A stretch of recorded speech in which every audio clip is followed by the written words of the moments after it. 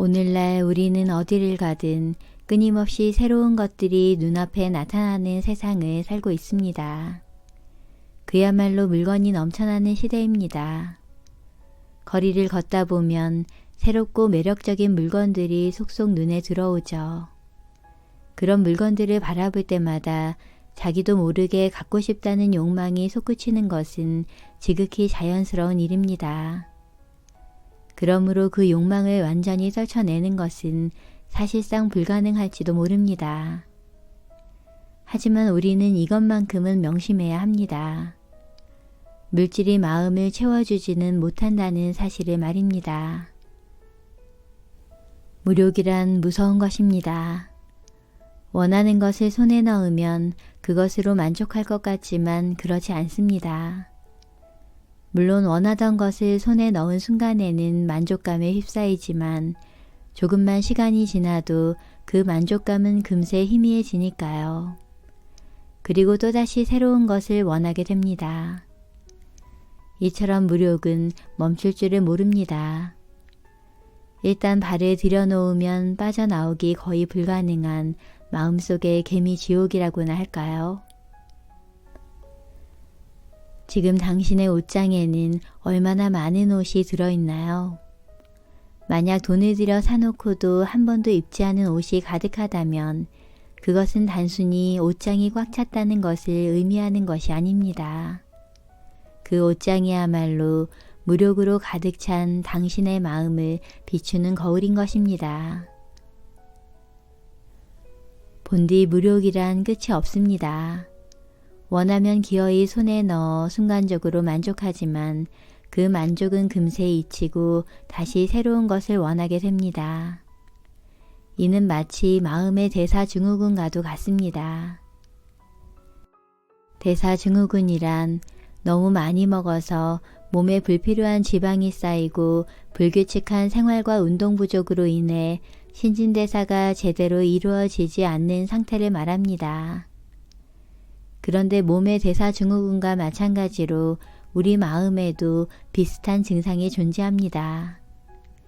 예를 들어 지금 가진 것만으로도 충분한데 좀 더 좋은 것을 갖고 싶어 한다거나 새로운 상품이 나오면 곧바로 그것을 가지려는 마음이 생기는 것. 바로 이것이 마음의 대사증후군입니다. 즉 욕망이 마음을 지배하는 증세라 할 수 있습니다. 만약 지금 당장 갖고 싶은 물건이 있다면 그것을 종이에 한번 적어보세요. 그리고 적은 목록을 살펴봅시다. 제일 먼저 적은 물건은 아마도 지금 가장 필요한, 정말 없어서는 안 되는 물건일 것입니다. 예를 들면 당장 생활에 필요한 생필품이나 업무를 하는데 꼭 필요한 물건들입니다. 이런 것들을 원하는 것은 무력이 아닙니다. 그야말로 반드시 있어야만 하는 정말 필요한 물건이니까요. 두 번째로 적은 물건은 마음으로는 갖고 싶지만 없어도 큰 문제가 없는 것들일 가능성이 높습니다. 언젠가는 필요할 수도 있지만 당장은 살 필요가 없는 물건, 혹은 이미 가진 것으로 충분히 대체할 수 있는 물건들인 것입니다. 예를 들어 겨울 코트는 2벌만 있으면 충분하고 가방도 업무용, 여행용, 격식을 차려야 할 때 필요한 용도로 3가지 정도면 충분합니다. 그 이상의 가방은 있으면 좋지만 없어도 괜찮은 물건인 것이죠. 마지막으로 적은 물건은 명백히 필요 없는 물건일 것입니다. 갖고는 싶지만 손에 넣지 못해도 참을 수 있는 것. 경제적으로 여유가 있을 때 사면 되는 물건들입니다. 이런 물건들은 애써 참지 않아도 결국 기억에서 자연스럽게 잊히고 맙니다. 갖고 싶은 욕망이 있지만 곧 수그러드는 것들은 조금 시간을 두면 자연스럽게 사라지는 물건들인 것이죠. 여기서 우리가 중요하게 생각해야 할 것은 바로 두 번째로 적은 있으면 좋지만 없어도 괜찮은 물건입니다. 당장 필요하지 않다는 것을 알면서도 마음 한켠에서 갖고 싶어 하는 것. 이런 물건들이 참으로 골치 아픈 존재이기 때문입니다.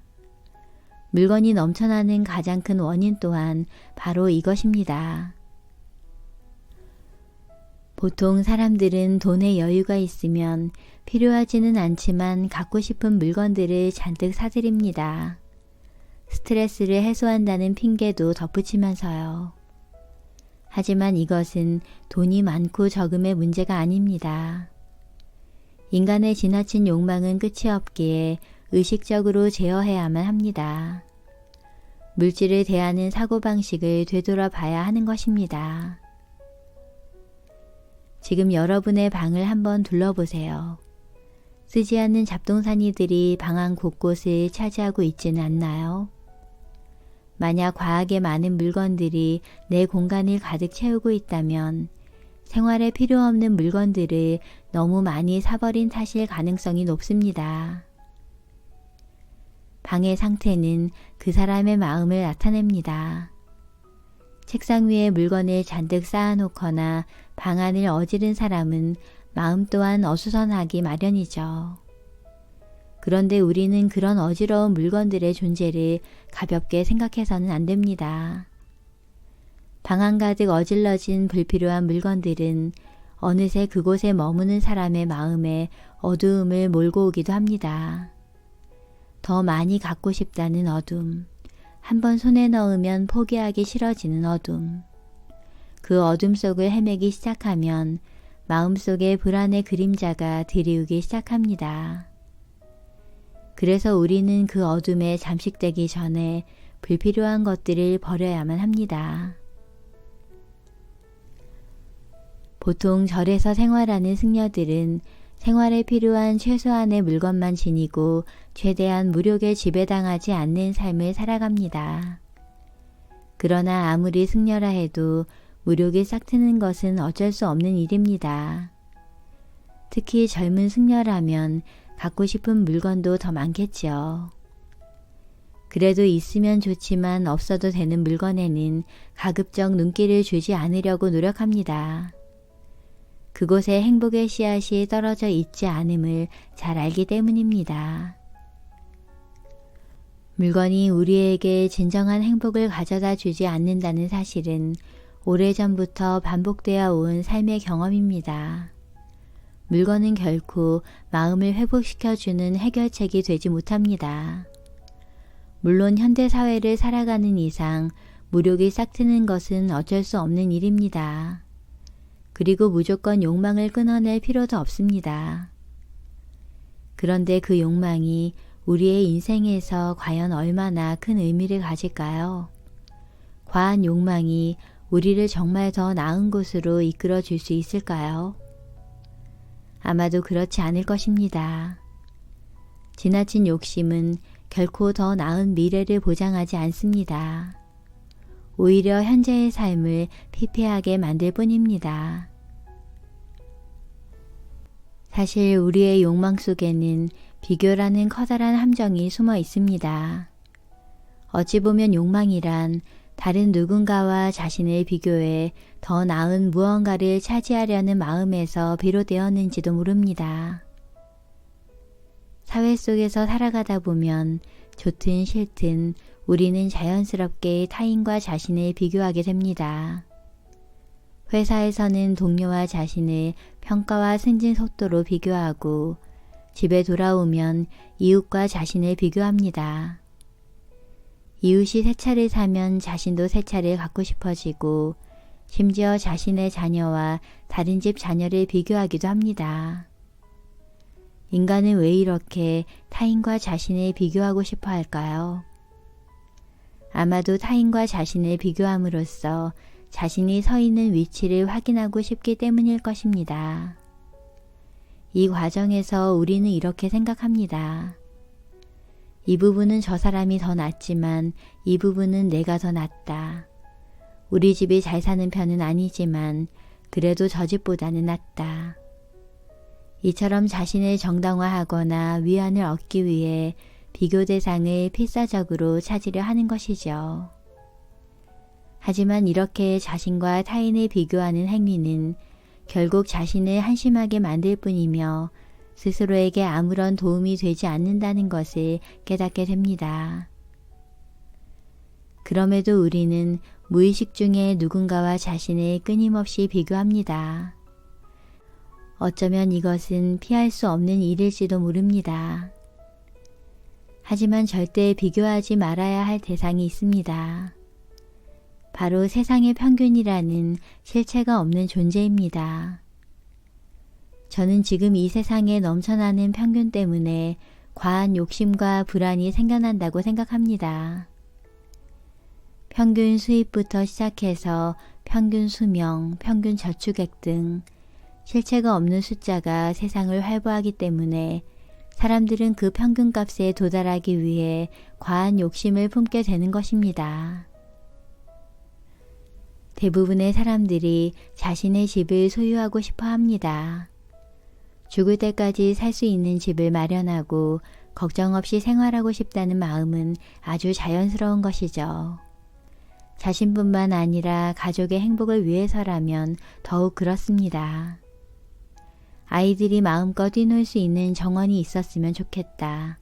아내가 즐겁게 요리할 수 있는 넓은 부엌이 있었으면 좋겠다. 아이들 공부방도 만들어주고 손님을 초대할 방도 있었으면 좋겠다. 이런 생각을 할 때면 행복한 풍경이 눈앞에 그려집니다. 그런데 처음에는 분명 가족의 행복을 위해 집을 마련하지만 자기도 모르는 사이 그 집 자체에 속박되는 경우가 있습니다. 급여에 비해 매달 갚아야 할 대출금이 부담이 되어 생활이 점점 팍팍해지고 결국 가족의 행복을 위해 마련한 집이 오히려 삶을 더 힘들게 만드는 경우가 생기는 것이죠. 그럼에도 대부분의 사람들은 한번 손에 넣은 집을 절대 포기하지 않으려고 합니다. 남들처럼 나도 이 정도의 집에서는 살아야 한다는 마음에 집을 지켜야 한다는 욕망에 매달린 나머지 가족의 행복은 점점 멀어져 갑니다. 한마디로 목적과 수단이 뒤바뀌는 것입니다. 물론 이것은 극단적인 예일 수 있습니다. 하지만 평균값이라는 기준에 속박되면 이와 같은 일이 쉽게 벌어집니다. 평균에 맞춰 이 정도쯤은 갖춰와야 한다는 욕망을 멈출 수 없게 되는 것이죠. 인간의 자연스러운 욕망이나 필요한 물건에 대한 갈망을 모두 부정할 생각은 없습니다. 하지만 저는 이 한 가지를 강조하고 싶습니다. 욕심에는 종착역이 없다는 것입니다. 종착역이 없는 코스를 달리고 또 달리다 보면 결국 마음은 피폐해지고 맙니다.